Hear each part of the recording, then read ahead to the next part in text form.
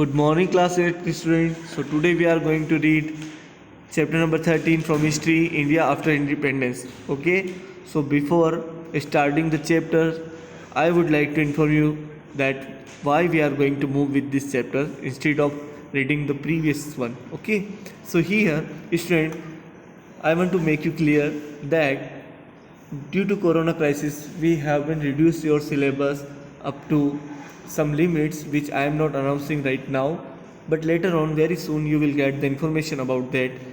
Okay, and previously as we did, okay, जैसे हम कुछ चैप्टर छोड़ते थे, like we are doing the same in these years.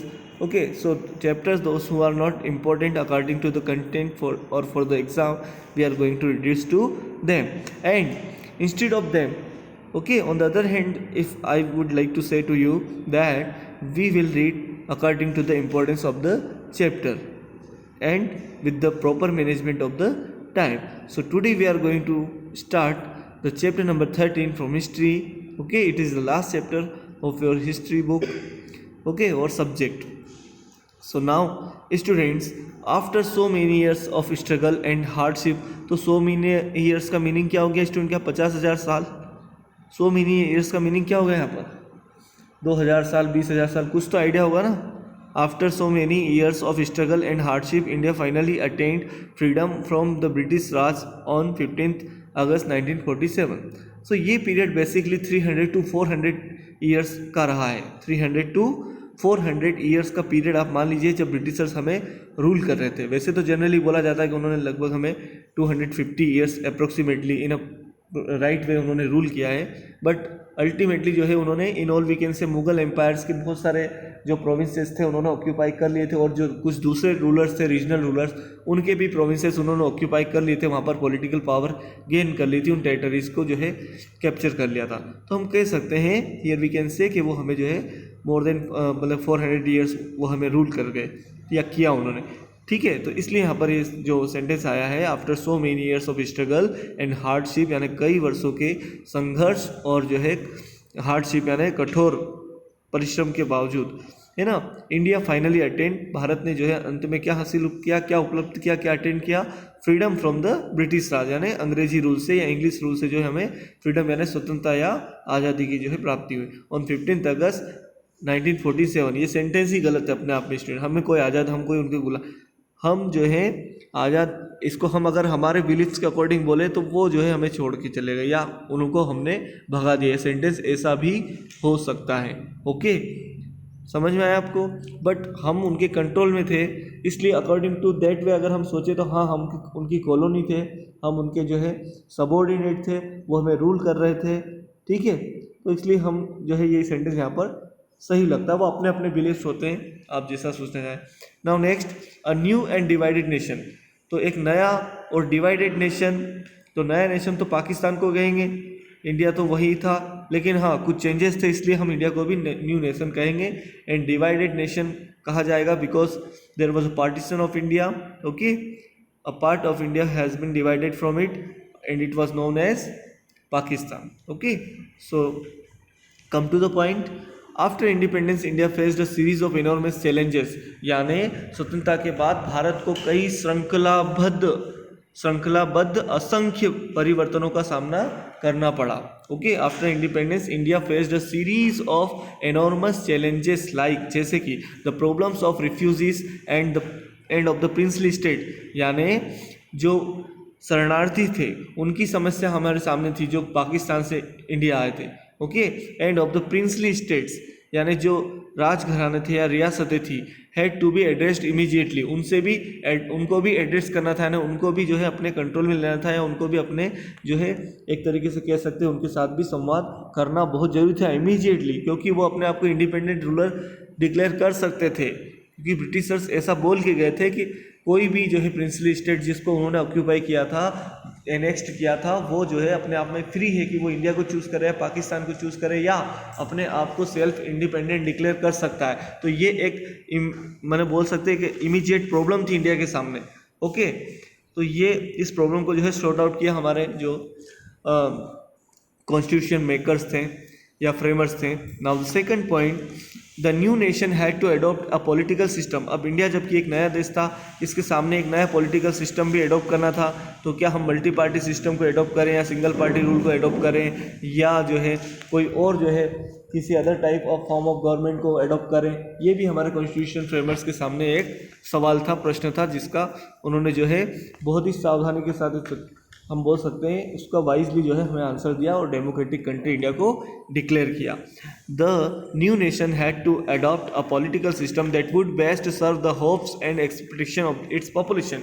यानी जो नया देश है यानी भारत, वो ऐसा होना चाहिए जो इसकी पॉपुलेशन है, यहाँ के लोगों की एक्सेप्टेशंस यानी उनकी उम्मीदों और होप्स यानी आशाओं के ऊपर जो है वुड बेस्ट सर्व यानी खरा उतरे, वुड बेस्ट सर्व यानी खरा उतरे उम्मीदों पर। ऐसा जो है नए देश का जो है नए कंट्री का न्यू इंडिया का पॉलिटिकल सिस्टम होना चाहिए। ठीक है। नाउ अभी न्यू इंडिया टर्म जो है एक बार फिर से आ गया, अभी रिसेंट डेज हम फिर सुन रहे हैं। हमारी जो पॉलिटिकल पार्टी है, रूलिंग पार्टी अभी, उससे भी हम न्यू इंडिया सुन रहे हैं। ठीक है। तो 1947 में भी एक न्यू इंडिया था, एक न्यू इंडिया आज है। चलिए, India's population in 1947 was large and was divided. Bharat की जो जनसंख्या थी 1947 वो बहुत ही विशाल थी और जो है वो विभाजित थी। Okay, division between high castes and, अब विभाजित थी मतलब उसमें क्या विभाजन, क्या शार्प डिवीजन थे वहाँ पर, तो लो कास्टेज पीपल और हाई कास्टेज पीपल के बीच में बहुत एक शार्प डिवीजन था, यानी तीव्र विभाजन था। यानी जो देखने से ही मालूम पड़ जाता था कि अमीर है ये गरीब है, बातों से मालूम पड़ जाता था कि अमीर है ये गरीब है, एरिया से पता लग जाता था कि अमीर है ये गरीब है। It is known as sharp division. Okay, so between majority Hindu community and Indians, तो हिंदू कम्युनिटी की जो कि एक मेजोरिटी कम्युनिटी थी इंडिया की, आज भी है। 80% of the total people of in India's, उसका जो है मोर देन हाफ जो है किसका, मैंने 80% जब हम बोल रहे, तो ये कौन कवर करता है, कौन ऑक्यूपाई करता है, हिंदूज है। ठीक है। तो हिंदू कम्युनिटी में कास्ट बेस्ड जो है डिवीजन शार्प जो है वो विजिबल थे। And Indians who practice after other faiths could be seen, और जो इंडियन जो दूसरे फेथ यानी दूसरे मान्यताओं में विश्वास रखते थे, अब वो कोई भी हो सकते हैं, लाइक ट्राइबल हो सकते हैं, कोई दूसरे रिलीजन के लोग हो सकते हैं, चाहे स्पेशली मुस्लिम्स है ना, फिर क्रिश्चियन हुए या सिख हुए, ये लोग जो है अदर कम्युनिटी के लोग कहे गए। इनमें जो है शार्प डिवीजन देखने को मिल रहे थे उस समय, यानी within the Hindu community and with the other community except Hindu community. क्या देखा जा रहा था सोसाइटी में, एक शार्प डिवीजन देखा जा रहा था। ठीक है, एक विभेद देखा जा रहा था, भिन्नता दिखाई देती थी। ठीक है, जो ऊंच नीच है ना, ये जो आइडियोलॉजी है, ये जो बात है, इसको जो है व्यक्त कर रही थी। Farmers and peasants were dependent on the monsoon for their survival. Farmers और पीजेंट्स जो होते थे वो जो है क्या करते थे, किसान और खेतों पर काम करने वाले जो मजदूर, ये लोग जो है मानसून पर डिपेंड करते थे, आज भी करते, इसमें कुछ नया नहीं है, nothing new in this. Okay, now the new nation had to lift its masses out of poverty.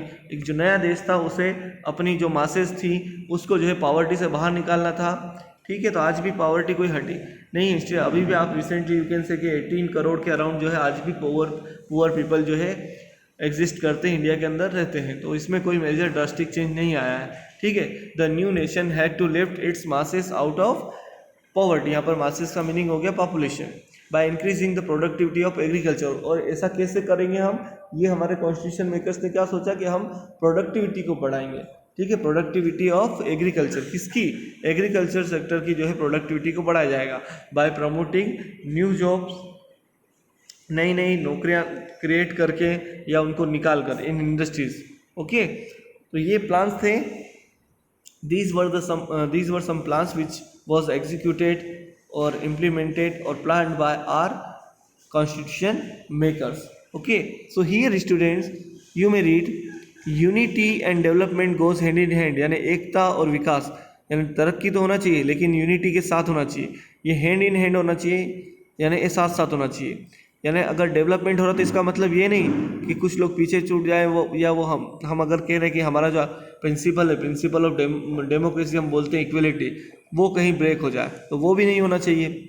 If the divisions between sections of India were not healed, if the divisions between sections of India were not healed they could result in violent conflicts. यानी अगर भारत के जो ये divisions यानी हिस्से हैं, अगर इनके बीच में जो मैंने आप बोल सकते हैं डिफरेंसेस है, अगर इनको मैनेज नहीं किया जा सकता जाएगा तो ये जो है क्या हो सकते हैं या क्या हो सकते थे, वायलेंट कॉन्फ्लिक्ट्स यानी हिंसक जो है टकराव हो सकते थे। एग्जाम्पल हिंदू वर्सेस मुस्लिम हो सकता था, high castes fighting with low castes, इस तरह के रिजल्ट्स हमें देखने को मिलते हैं अगर इन चीज़ों को मैनेज नहीं किया जाता। ठीक है, तो हमारे कॉन्स्टिट्यूशन मेकर्स ने इनको भी मैनेज किया है प्रॉपरली। अब कॉन्स्टिट्यूशन क्या होता है, अब जब ये सारे प्लान प्रिपेयर किए, ठीक है, ये सारे कंसेप्शन जो है हमारे सामने प्रेजेंट किए गए, तो इनको जो है किस तरीके से जो है प्रेजेंट किया गया सर। चलिए देखिए, अ कॉन्स्टिट्यूशन इज रिटन, तो एक कॉन्स्टिट्यूशन बनाया गया इंडिया का जो कि रिटन कॉन्स्टिट्यूशन था। The constitution of India is a document that establishes the political value, the powers of government and the rights of the citizen of the country.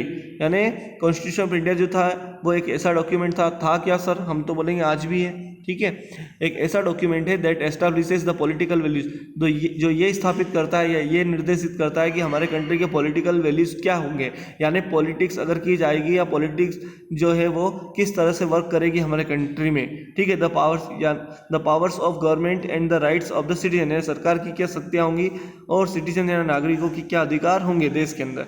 It is the supreme law of India, और constitution को क्या बोला गया है, भारत का सर्वोच्च कानून जो है या नियम इसको बोला गया है। द मीटिंग्स ऑफ, अब इसको लेकर सबसे पहली मीटिंग जो है कॉन्स्टिट्यूएंट असेंबली की हेल्ड होती है in New Delhi. The meetings of constituent assembly were held in New Delhi. And New Delhi क्या है बच्चों, न्यू दिल्ली किसको बोलते हैं, New Delhi is the capital of Delhi, Delhi की कैपिटल जो है न्यू दिल्ली को बोला जाता है basic. The meetings of Constituent Assembly were held in New Delhi and representatives from all parts of India. Bharat के सभी विभिन्न प्रांतों से जो है सभी प्रांतों के प्रतिनिधियों को यानी रिप्रेजेंटेटिव्स जो है कॉल किया गया कॉन्स्टिट्यूएंट असेंबली यानी संविधान सभा में, और वहाँ पर एक मीटिंग यानी परिचर्चा आयोजित की गई। From all parts of India attended the meeting, this discussion resulted, और इस चर्चा या संवाद का जो है परिचर्चा का क्या परिणाम हुआ, in the framing of the Indian constitution, कि हमारे सामने जो है भारत का संविधान जो है उसका निर्माण हुआ, विच केम इन टू इफेक्ट ऑन 26 जनवरी 1950, जिसका जो अपने अस्तित्व में कब आया, ये अपने इफेक्ट में कब आया, on 26 January 1950। Okay, which has been prepared on 26 November 1949। तो सर इतना डिले क्यों हुआ, ये 26 जनवरी को क्यों जो है इम्प्लीमेंट किया गया, अगर ये रेडी हो गया था 26 नवंबर 1949 को ही। ठीक है, क्या रीज़न होगा, you have to search out the answer.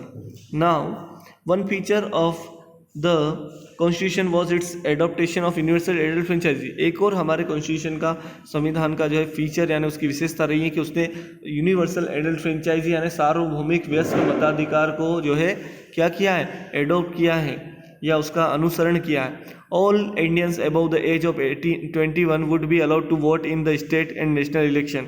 ये गलत है, उस समय किया गया था 21 साल के लोग, लेकिन बाद में इसको 18 ईयर्स कर दिया गया। ठीक है, allowed to vote in the state and national election है, स्टेट लेजिस्लेटिव असेंबली के और नेशनल हमारा जो इंडियन पार्लियामेंट है उसके इलेक्शन में जो है सारे इंडियन जिनकी एज जो है अबव द 21 यानी 21 साल से ऊपर है वो जो है वोट दे सकते थे, लेकिन अब ये 21 को आप 18 पढ़िए। This was the revolutionary step as Indians never had been allowed to choose their own leader. ये एक बहुत बड़ा क्रांतिकारी कदम बना गया। क्यों, वाई, बिकॉज इससे पहले कभी भी इंडियंस को ये राइट नहीं रहा है कि वो अपने रूलर्स को, अपने लीडर को चुन पाए। ठीक है, यानी हम आफ्टर इंडिपेंडेंस ही हमारे लीडर्स को चुन पाए। इससे पहले भी हुआ एक बार 1935 में जो असेंबली के इलेक्शन हुए थे उसमें भी इलेक्शन हुआ है, लेकिन वहाँ पर कुछ और सर्कमस्टेंसेस थे। Now students,